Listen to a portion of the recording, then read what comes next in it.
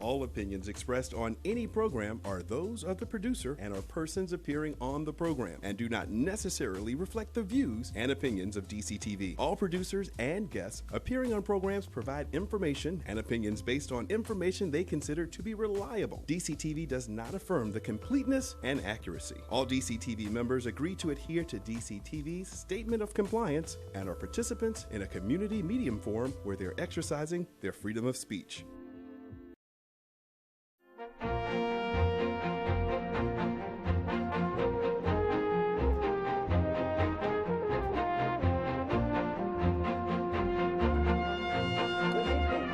I'm your host, Karen Hudis.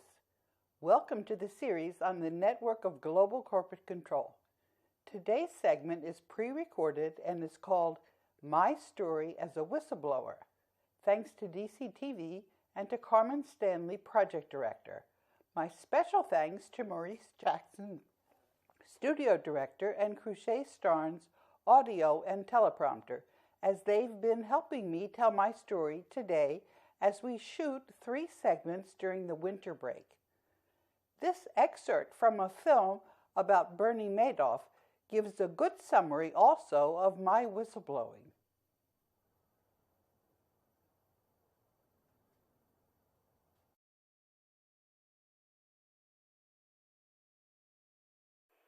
No, I'm in New York. She's flying out, the whistleblower from D.C. I got a secret meeting with her. 21 years, former lead counsel for the World Bank. She turned whistleblower, attorney Karen Hudis. It was just in time. The banksters were falling, and in high ranks. And with Karen's help, it seemed like the dots were really connecting. Okay, so Karen, we're here with Karen Hudis. Hudis, am I saying right? Yes, that's perfect. Karen Hudis, could you give the audience a little background on yourself? Yes, I'm a lawyer and an economist, and I worked in the legal department of the World Bank for 20 years.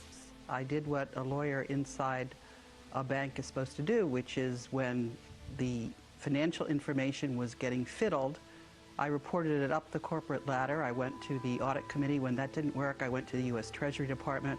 When that didn't work, I went to the U.S. Congress. When that didn't work, I went to Ben Bernanke. When that didn't work, I went to the rest of the world. I heard that name. Yeah, and when that didn't work, I went to the rest of the world. And that's where we are now. We're with the rest of the world. I'm an American, raised in the United States, but when the Vietnam War came and they said, love it or leave it, I said, you've got a real point there. And so I went and studied economics at the University of Amsterdam in Holland. But I realized that the United States had to stand strong. So I came back, I went to Yale Law School.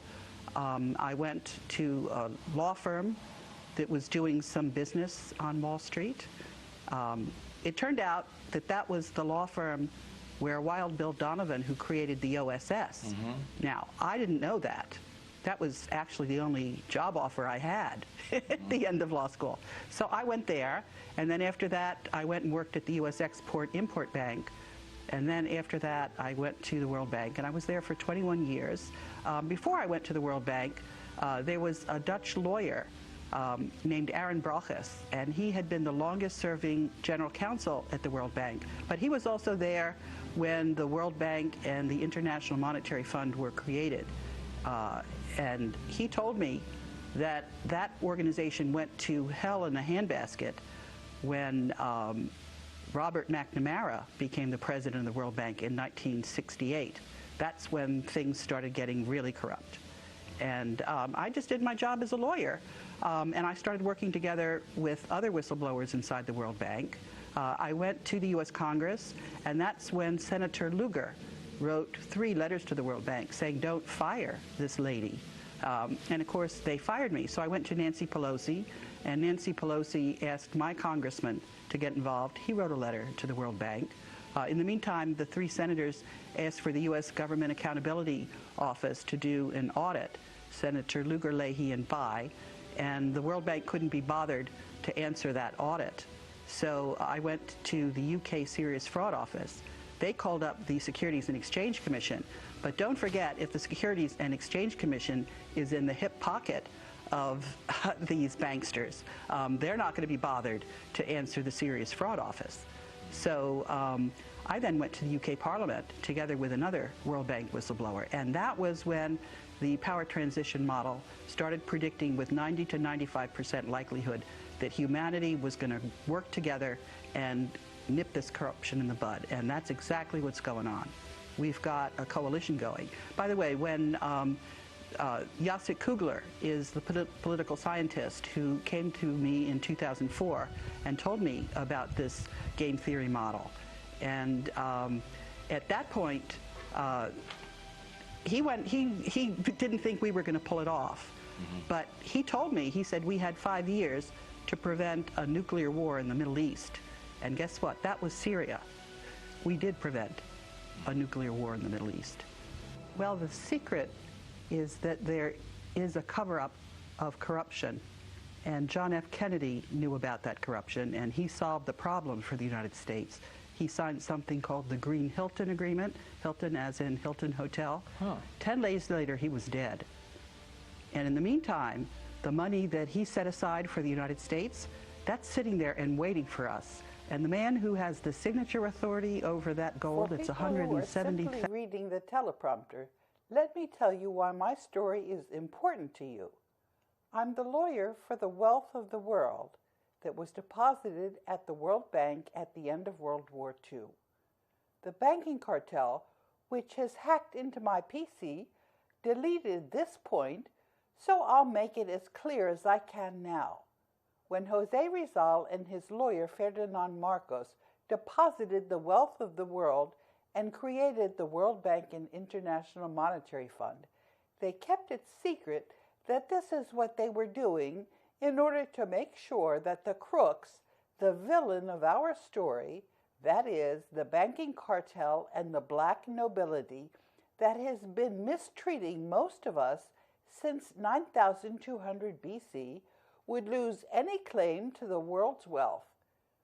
As I explained in the first segment that we shot today, we are going to find out in great detail what has happened, and we are going to prevent the villains of our story from doing this anymore.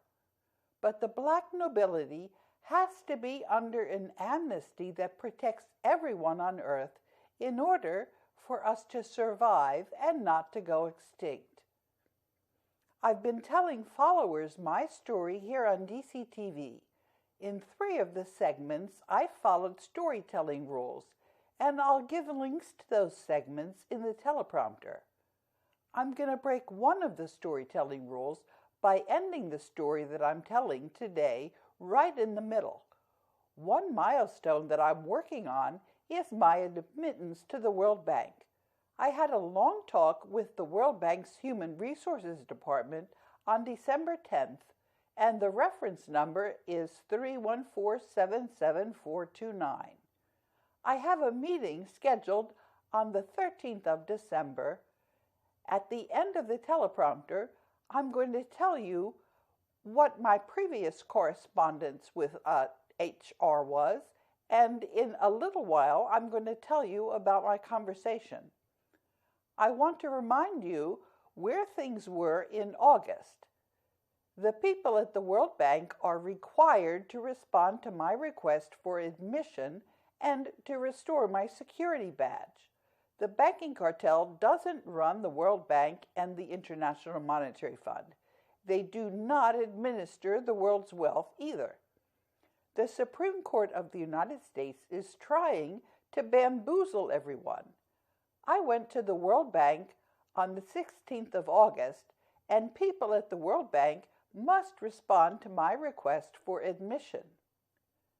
There's a tug of war going on at the World Bank and International Monetary Fund between humanity and the banking cartel over the world's wealth. The issue is the banking cartel's security guards are still refusing to admit me to the World Bank's offices, and the security guards, that's the banking cartel. Usman Diagana, the Vice President for Human Resources, is not following the World Bank's articles. He's already had his employment at the World Bank terminated. Do all the staff at headquarters need to be discharged until they follow the directives of the Board of Executive Directors and Board of Governors. The best way to understand my story is to realize that I've been working on a puzzle along with other whistleblowers and people who are part of our coalition. Our coalition includes the world's military powers. As I explained in the earlier segments, I call our coalition the critical mass and the coalition for the rule of law. We're talking about common law, not the banker's law, which is maritime law or admiralty law. The people who knew what the puzzle should look like, the villains, are doing their best to keep us from finishing the puzzle. I've given you proof that I was reinstated at the World Bank by Svein Aas and the alternate executive director for Russia, Eugene Myagkov, back in 2009. It took me a while to realize that the world corruption was very deep. I kept trying to work with the United States Congress and the other whistleblowers at the World Bank. I learned about the World Bank's true purpose and goal in 2013 from Wolfgang Struck. That was when a banker, Raymond Bennell, working with a mysterious outfit called the International Funding Group, told me that he had the right to represent the people in the Philippines. And this is a quote from him. Karen, I have every right to talk for the people of the Philippine Islands as it refers to the global assets for at least about 30 million at present and growing daily. Then there was a mysterious man named Scott Lennon who threatened me if I didn't work with Dr. Zvonko Berdik Albert, and this is an email from him, information, and it was dated the 16th of July in 2014. Karen, I'm just dropping you a note from Dr. Zvonko Berdik Albert, or as we discussed many times, you need to go onto the DTC Euroclear screens or Interbank 4 screens and enter his name and code, Dr. Zvonko Berdik Albert. Then you'll see the secure compliance file where 229 nations signed off acknowledging the good doctor, considering it was his father and grandfather that wrote the Treaty of Versailles and allowed the use of the family gold. And I didn't follow his directive. I simply complained to Senator Mikulski, who was on the Senate Committee on Intelligence, about Scott Lennon, and I asked whether the CIA had anything to do with the goings-ons. And you can see I've given you a link to my correspondence with Senator Mikulski. Then there was Hendo Henderson. The less said about that crook, the better. I understand a number of people have been scammed by old Hendo. Then there was a Taiwan company named YTC Corporation. Mr. Ye Cheng Tsai, president of YCT Development Corporation, invited me to come to Taiwan to negotiate an agreement with the governor of the Central Bank of Taiwan. I told YCT I wouldn't give Taiwan a blank check. I wrote to the governor of the Central Bank of Taiwan, and I'll give you a copy of my letters to him. And what I said, these matters affect each and every nation. The network of global corporate control is violating the Articles of Agreement of the World Bank and International Monetary Fund. The president of the World Bank and the managing director of the IMF cannot overrule the Board of Governors of the World Bank and IMF or their boards of executive directors. The boards have full authority to conduct the general operations of the World Bank and IMF. Then there was Wolfgang Struck, who tried to sell off the 2 quadrillion in bonds that are in the global debt facility. That was when I gave Wolfgang Struck his marching papers. Then there was Bengt Carlson. When Bengt tried to break my contact with the military in the United States, that was when I stopped writing to Bengt. I just wanted to remind you that Bengt Carlson, I also called him Bjorn, used to give me a lot of very useful information until he started teaming up with Wolfgang Struck. That's when I knew that Bengt Bjorn was also controlled opposition and that Bengt Bjorn was not to be trusted. Sure enough, Bengt Bjorn started trying to break my connection with the U.S. military forces. Then I realized I had to hope that there was critical mass of people who knew the truth. Yes, around the same time that I outed Bengt Bjorn, we reached critical mass. Now I'm going to tell you what happened in my conversation with Human Resources. I spoke to this person. She actually called me because my husband had spoken to her and their contact was broken, and she had his number, which is mine, and so she called. And while I had her on the phone, I said, you realize, of course, that I have a number of issues, and one of my issues is that I need to get my security badge so I can go back in headquarters. There's no authority to prevent me from going into headquarters. It's just that the World Bank has been captured by the banking cartel. And as I was telling you,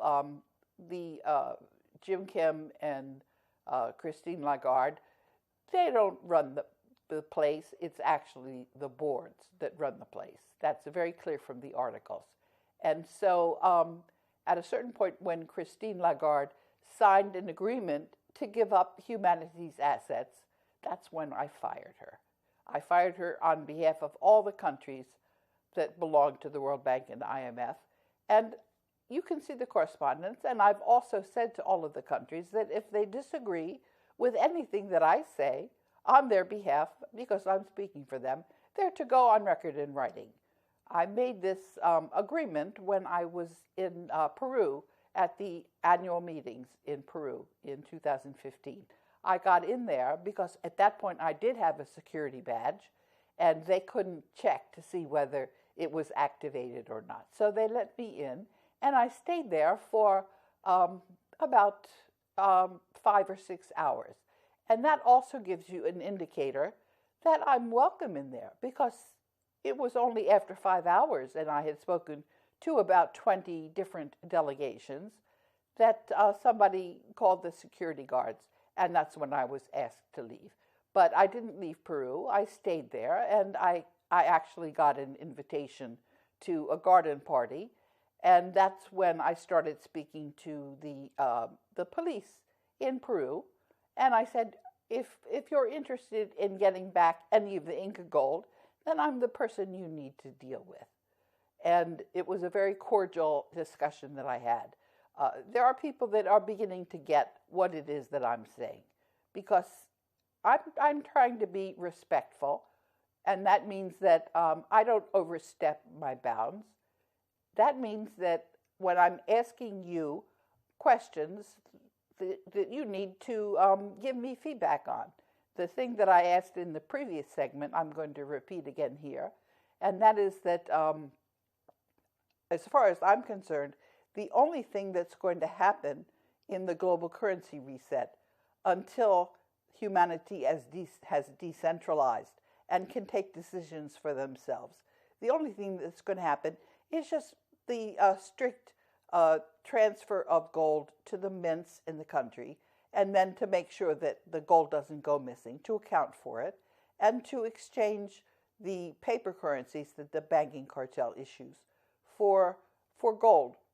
That's going to be our money. Our money is going to be local currencies issued by villages and towns, and gold, so that the amount of gold, I'll explain how the gold is going to be in the currency. There's something called aurum, which is like a plastic envelope. You make the gold dust very thin, and the exact amount of that's on the face of the bill, what the bill is worth, you have that value of gold in there. And we have to calculate what is the true value of gold. The way we do that, gold has a very consistent value. You go back and you look at what the goods and services were that gold could purchase over an extended period of time in various currencies, and then you'll have a pretty good indicator of what the value of gold is that should go in the Orem. And we're not going to just exchange the paper currencies of the banking cartel for Orem. We're going to have an intermediate step, which is that there's going to be paper currencies issued by the countries, and we're going to then calibrate what the various exchange rates are between the currencies. Otherwise, it's going to be very difficult to operate because gold is going to maintain a value. And once you've set the value of your currency, it's not going to change because gold maintains its value. And if there are countries that don't want Orem, they don't have to take the gold, but the gold is not going to be charged. They're not going to be charged for the gold. It's just going to go there for the exchange of the paper currencies. So that's what the World Bank is going to be doing. They're not going to be running your countries. The people in the countries themselves are going to be running the countries. And if you go and you look at the articles of the World Bank, you can see that this is exactly what was intended. That's what José Rizal intended. That's what Ferdinand Marcos intended. And we are simply doing what it is that they had in mind. And this is a very important step, actually. I've said at one point that the most important thing is in the global currency reset is not getting rid of this banking cartel and the Black Nobility, so they're not going to be kicking us around and telling us that we're subjected to them. We're going to be subjected to ourselves and each other, but the most important thing is integrity. We're all going to have our own integrity. We're going to have to develop that because there's not going to be a group ordering us around. We're going to have to be in charge of ourselves and dealing with each other. And this is going to be, we're going to grow up. And I frankly believe that, very sincerely, that we already have this capability and we've been held back. One of my physicians has done a study, actually, of how human beings operate and think. Because the science that has been used to hold us down with the scalar technology and the brain scans, that's actually, people have been looking at how people operate. And one of the studies that I told you about earlier is that one of the things that gives people the most pleasure is to be kind to each other. That's who we are. What we've been told in the mainstream media about who we are, that's not who we are. We're really, now, not all of us are that way, but enough of us are that we should be living the way we are that reflects our true nature and our true capabilities, and we'll be much better off than we are today, because today we're dominated. There's a parasitic group that thinks they're entitled to live off of us, and that's not the case. And we figured out what the system is, and we've also used the system. So, for example, the Universal Postal Union is supposed to be at the very top in the very center, and we've given them notice that all of the wealth of the world is with us, and that the banking cartel owes us $2 quadrillion. They're bankrupt. We're winding them down. And it's obviously going to take some time for all of this to play out. But we're reasonably certain, because of the power transition model, that this coalition really does exist, and that we really are much superior, much stronger than the banking cartel. But as you know from game theory, one party has to interact off of another, and so it's going to take time, and it's also going to take time as people explain to other people what's going on. And it's not going to be as straightforward as it otherwise would be because of this mind control technology. But You see, I'm not controlled. I'm not under the influence of this mind control technology. One of the topics that we're going to be talking about at some point is music, because music is a way for us to exercise our brains and to make our brains stronger and better connected, so that we're not as susceptible to mind control technology. But once you know that this technology exists, you can pretty much figure out when you're being played. So at one point I went to a conference, and there were some people that my gut told me were not really people that I liked very much. But somehow I emotionally had a very strong positive reaction. And I was trying to figure out what this disconnect was.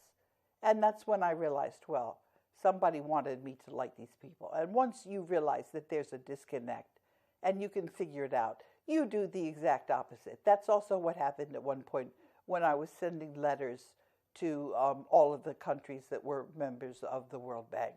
And then I made some very silly typographical errors, and the addresses of two of the delegations I got wrong. One was India and one was the Soviet Union. That's when I realized I had to hand deliver their mail, and I had to stand outside their gate, and I had to talk to them. And so I went to the embassy of the Soviet Union on Wisconsin Avenue, and I stood there, and then I spoke to a guard, and I wanted to know whether they were going to admit me.